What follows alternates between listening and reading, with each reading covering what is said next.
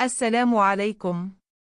بما أن مواقع التواصل الاجتماعي ممتلئة بالحسابات والمستخدمين منها وهمي والآخر حقيقي، قد تعرف هذا من ذاك، وبالأخص في الفيسبوك.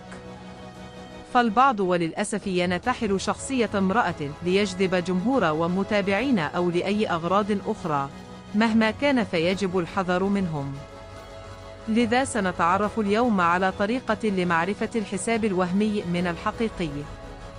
أولاً، ندخل على صفحة الفيسبوك الرئيسية، ثم نضغط إنشاء حساب ومن ثم البحث على حسابي. بعد ذلك نضع الرقم في هذه الخانة وننتظر حتى تطلع النتائج.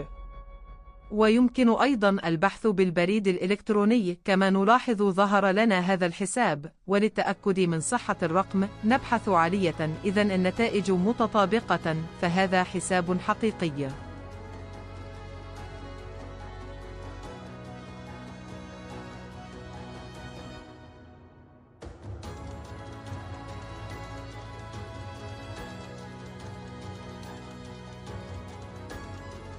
نلاحظ النتائج متطابقة، إذن هذا حساب حقيقي.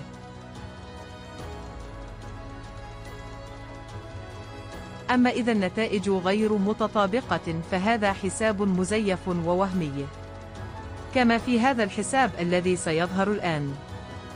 فلنتابع.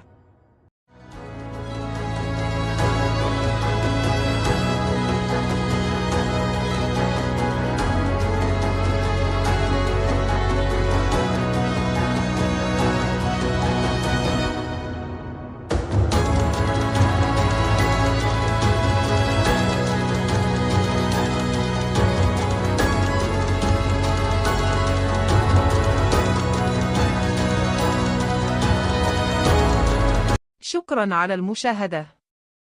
لا تنسى الاشتراك في القناة والإعجاب بالفيديو.